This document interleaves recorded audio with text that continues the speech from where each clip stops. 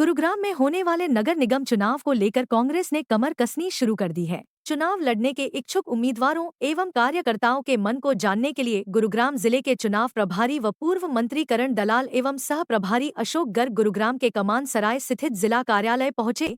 नगर निगम चुनाव से पहले कांग्रेस ऑफिस पहुंचे चुनाव प्रभारी एवं सह प्रभारी ने कार्यकर्ताओं से मीटिंग की और उनके मन का हाल जाना। गुरुग्राम में नगर निगम के 36 वार्ड है। इन 36 वार्डों में कांग्रेस से चुनाव लड़ने के उम्मीदवारों का ब्यौरा मांगा गया है, जिससे उम्मीदवार के नाम का ऐलान किया जा सके। वहीं नगर निगम के चुनाव लड़ने के इच्छुक उम्मीदवार व कार्यकर्ताओं ने एक स्वर में चुनाव पार्टी के सिंबल पर लड़ने की बात कही। आज जो जिला गुड़गांव कांग्रेस कार्यकर्ताओं की बैठक में निकाय चुनाव के बारे में बैठक थी, मैं और हमारे अशोक गर्ग जी सह प्रभारी, हम दोनों ने और हमारे जितने भी पूर्व मंत्री कटारिया साहब, हमारे उम्मीदवार सभी और इलाके के जो कांग्रेस के कार्यकर्ता हैं, सबने ये मन बनाया है कि हम पार्टी को ही कहें कि ये चुनाव सिंबल के ऊपर होना चाहिए और जो ईवीएम के बेईमानी पिछले दिनों विधानसभा में देखी गई, तो हम पार्टी को ये भी कहने जा रहे हैं कि पार्टी हरियाणा सरकार को या देश की और भी जो अन्य जो प्रजातांत्रिक हस्तियां हैं उनको ये कहें कि ये चुनाव ईवीएम का ना होकर के मतपत्र से होना चाहिए, क्योंकि ईवीएम की साख को बीजेपी ने खत्म कर दिया। पूरा देश अब ये कहने लगा है कि कहीं ना कहीं ईवीएम के अंदर छेड़खानी जरूर होती है। वरना पिछले दिनों विधानसभा में कांग्रेस की सरकार हरियाणा के लोगों ने बनाई थी, हमारे उम्मीदवार सब जगह जीते हुए थे, लेकिन 28 विधानसभा चुनाव क्षेत्रों को ईवीएम के माध्यम से हराया गया। तो इसलिए ईवीएम से चुनाव ना करा के ये मतपत्र से चुनाव, बैलेट से चुनाव होना चाहिए, ये हमारी मांग है। हमारे सभी कार्यकर्ताओं का ये यूनानिमस फैसला है कि हम पार्टी को ये कहें कि ये सिंबल के ऊपर चुनाव होना चाहिए। नहीं, अभी कोई बात उनसे नहीं हुई, लेकिन अब यहाँ से जाने के बाद सबसे बात करेंगे, बताएंगे कि हमारे सभी कार्यकर्ता चाहते हैं कि ये सिंबल से चुनाव होना चाहिए। हाँ, कमेटी भी बनाएंगे और आज हमने सबको वो निवेदन किया है कि जो चुनाव लड़ना चाहते हैं वो आवेदन दें और फिर हम सब मिलकर के और पार्टी की हाईकमांड से बात करके जो भी उपयुक्त उम्मीदवार होंगे उनको चुनाव लड़ाने का काम करेंगे। कांग्रेस की हरियाणा के अंदर आंधी थी, आंधी है और आंधी ही रहेगी। ईवीएम से अगर बीजेपी ने बेईमानी से सरकार बना करके वो समझते हैं कि लोगों के मनोबल को तोड़ पाएंगे, तो ये उनकी बहुत बड़ी गलतफहमी है।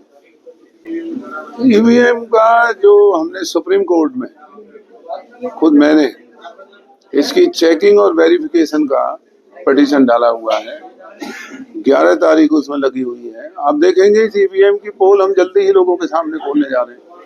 ये जो चुनाव था विधानसभा का और लोकसभा का, ये हमारी कांग्रेस पार्टी से ज्यादा हरियाणा के 36 बिरादरी ने लड़ा था कांग्रेस के लिए, और ये पहली दफा इस तरह से देखा गया कि बिना संगठन के एक आंधी प्रदेश के अंदर चली हुई थी। ये छोटी बात नहीं थी कि 5 सीट लोकसभा में हम जीते और इस विधानसभा में इतनी बेईमानी के बाद भी हमारे 37 विधायक वहां चुनाव जीत करके गए हैं। तो ईवीएम का जो धोखा है, ये मैं नहीं, पूरा देश कह रहा है, और ये इस तरह की बेईमानी लोगों के जनादेश को धता बता करके और अपनी हैसियत, झूठी हैसियत बनाने के लिए बीजेपी जिस तरह का नंगा नाच कर रही है, ये आने वाले दिनों में देश के लिए कोई अच्छी बात साबित नहीं होगी। वरना लोगों के जनादेश से सरकारें बननी चाहिए।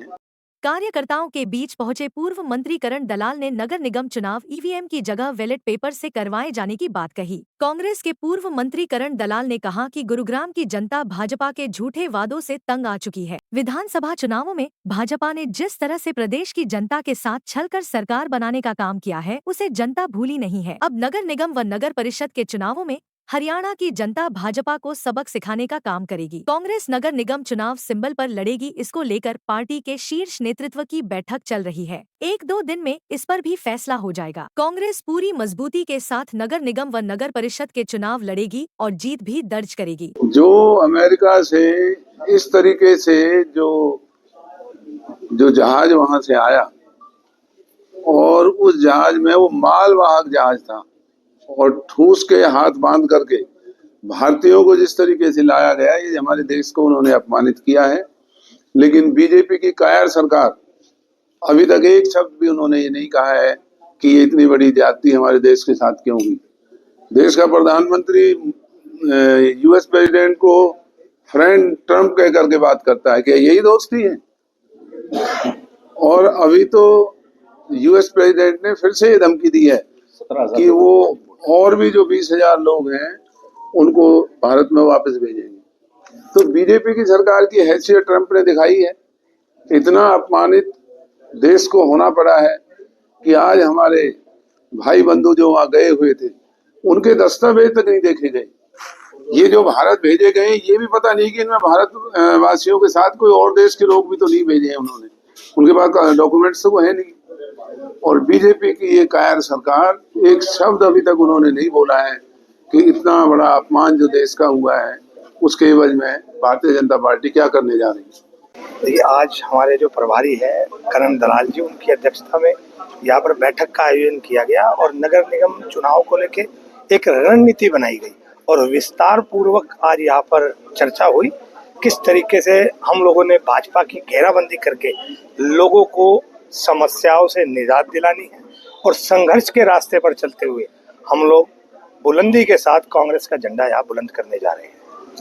देखिए, कार्यकर्ताओं की मांग है, सभी नेताओं की भी मांग है कि पार्टी सिंबल पर चुनाव हो और बाकी जिस तरीके से हाईकमान का आदेश आएगा, और मुझे लगता है कि लगभग आज शाम तक या कल तक ये डिसीजन फाइनल हो जाएगा कि पार्टी सिंबल पर लड़ेगी या विदाउट सिंबल। लेकिन हमें पूरी उम्मीद है कि पार्टी सिंबल पर चुनाव लड़ेगी। देखिए, ऐसी कोई टाइम है तैयार, हम लोग कांग्रेस के कार्यकर्ता बिल्कुल तैयार हैं और एकजुट होकर इस चुनाव को लड़ने का आज सबने प्रण लिया और आप देखिएगा इस चुनाव में बहुत मजबूती के साथ कांग्रेस अपना झंडा बुलंद करेगी। देखिए, अध्यक्ष भी है, एक कमेटी जो बनी थी और बहुत सारी चीजें हैं क्योंकि अभी कोर्ट में केस भी डल रहा है तो उन सब चीजों में उनकी व्यस्तता भी थी।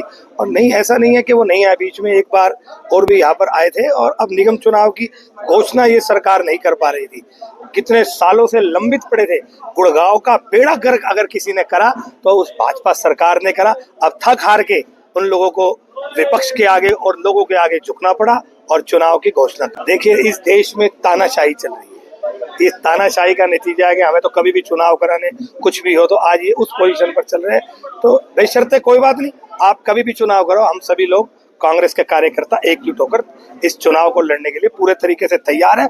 और मैं दावे के साथ कहता हूँ कि आप देखिएगा अप्रत्याशित जो है इसका रिजल्ट आने जा रहा है। वहीं अमेरिका से भारतीयों को डिपोर्ट किए जाने को लेकर भी कांग्रेस के पूर्व मंत्री करण दलाल ने भाजपा पर जमकर निशाना साधा। उन्होंने कहा कि जिस तरह से अमेरिका ने भारतीयों को मालवाहक जहाज में ठूस ठूस कर भर करके भारत की धरती पर वापस भेजा है वह अत्यंत शर्मनाक है। लेकिन भारत के प्रधानमंत्री चुप्पी साधे बैठे हैं। भारतीय इसे कतई बर्दाश्त नहीं करेंगे और समय आने पर भाजपा को सबक सिखाने का काम जरूर करेंगे।